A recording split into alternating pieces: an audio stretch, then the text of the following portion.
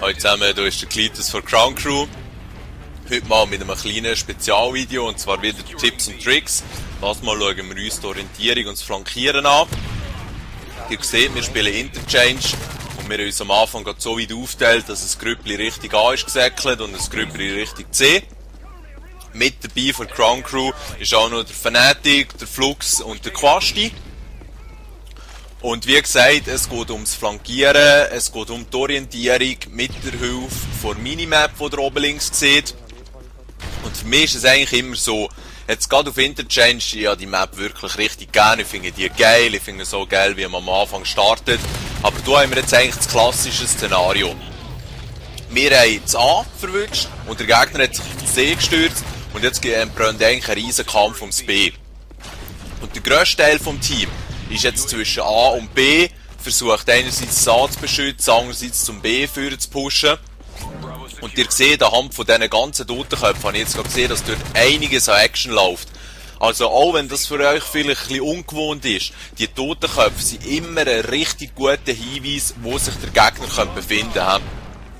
Okay, jetzt bin ich dort unten abkassiert worden, das heisst, meine Flankiertaktik hat insofern nicht funktioniert und der Gegner hat sogar in der Mitte bis zum B führen pushen. Okay, jetzt habe ich gesehen, der Flux ist rechts, der kann oben durch ein bisschen decken, ich habe den Typ da unten durch kratzen, habe das auch schnell kommunizieren. So funktioniert das natürlich wunderbar, wenn man doch ein bisschen im Team spielen kann. Und weil die grösste Action, die ihr seht, jetzt momentan ist eine Drohne drüber und die grösste Action ist beim B. Der Gegner versucht vom C zum B zu kommen und der grösste Teil vom Team, vom eigenen Team, ist im Moment eigentlich, wie schon am Anfang erwähnt, zwischen A und B. Versucht zu verteidigen, versucht anzugreifen und meine Aufgabe ist da eigentlich ein bisschen für Verwirrung zu sorgen. Und der Gegner immer wieder in eine andere Richtung eigentlich versuchen zu ziehen. Weil wenn der Gegner dann plötzlich realisiert, dass jemand immer wieder eigentlich hintendurch probiert zu flankieren, wie ich es jetzt hier gerade mache, dann ist es häufig so, dass ein paar in die Richtung laufen, das bedeutet, das B wird weniger gut beschützt und wir können sie dann so verarschen. Jetzt das hier ist eine beliebte Taktik von mir. Einerseits geht das Zeug immer aus dem Himmel holen, das ist eigentlich meine Aufgabe im Team. Und andererseits eben, wenn man jetzt das A hat und das B einfach nicht bekommt, dann kann man sonst einfach mal hinten durchschleichen und sich das C holen. Das wird der Gegner jetzt insofern wieder verwirren, dass sie vermutlich jetzt zum A oder zum C werden ziehen. Jetzt haben wir gerade einen hier beim A. Und wir zur gleichen Zeit näher können das B holen. Jetzt hier schöne Doppelten machen beim A. Das bedeutet, wir haben jetzt gerade alle Flackern, wenn ich das A verwünsche.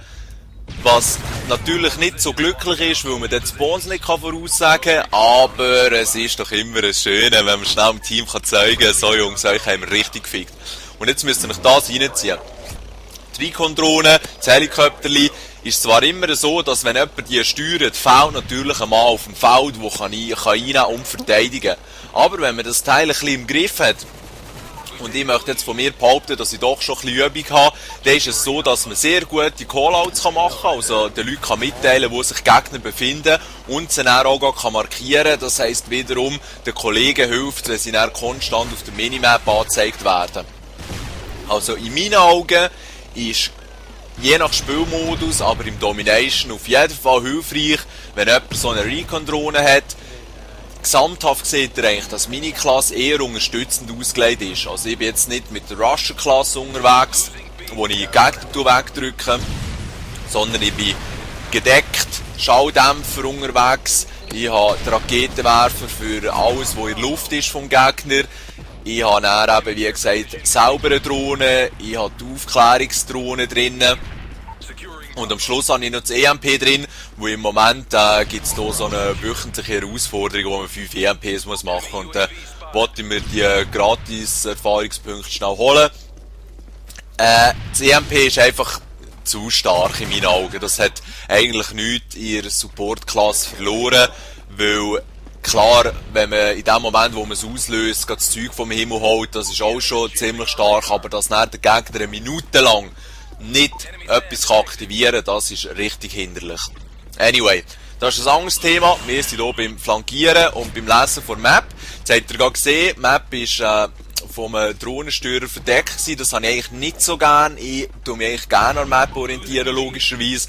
Und dann habe ich wiederum mal dafür gesorgt, dass das Zeug aus dem Himmel geholt wird.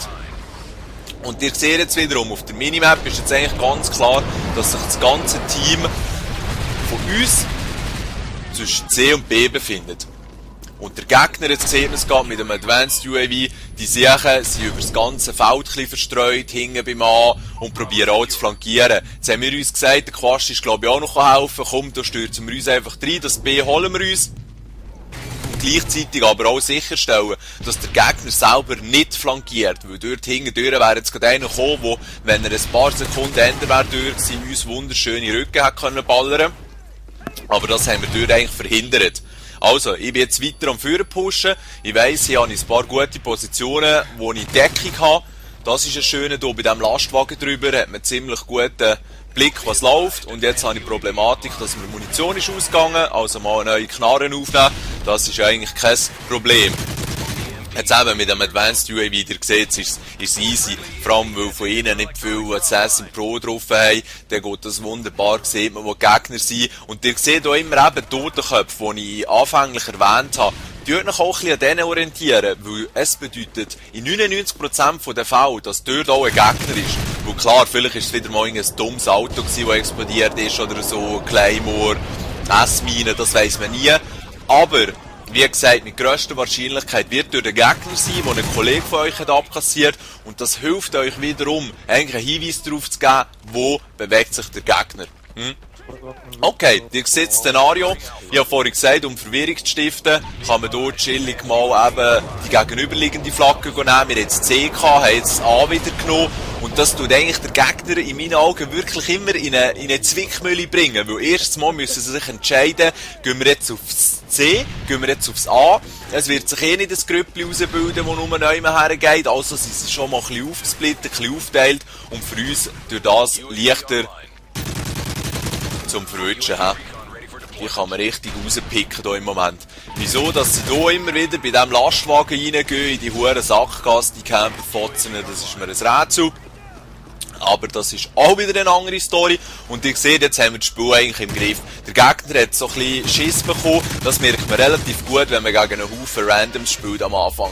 Weil die Sachen drehen durch am Start und scheinen eigentlich erfolgreich und irgendwie sogar ein bisschen koordiniert vorzugehen.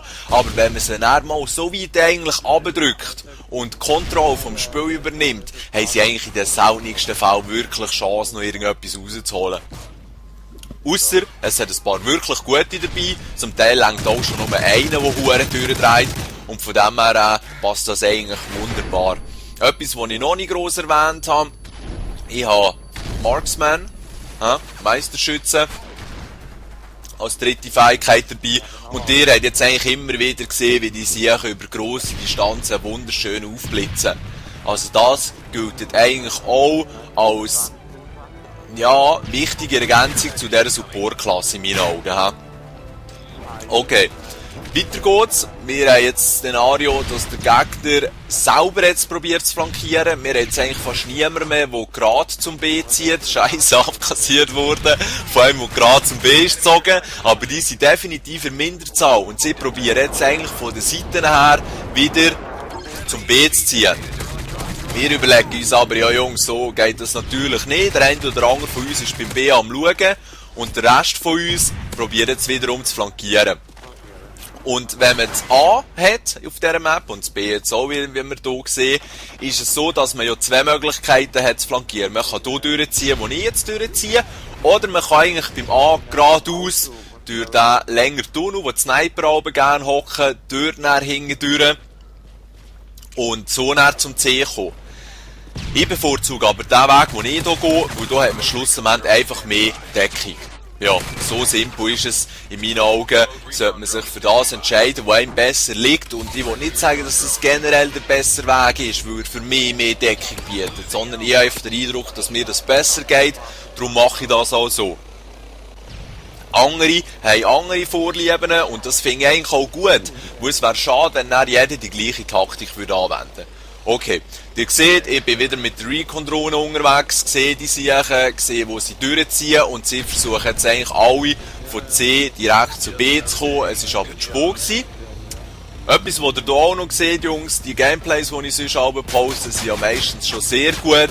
Und hier haben wir jetzt eigentlich in dem Sinne ein Gameplay, das okay war, sicher einige Mal gestorben, aber wer für einen Sieg ins Gras beisst, der hat sowieso etwas Gutes gemacht und darum Respekt an alle, die geholfen haben. Merci und schöne zusammen.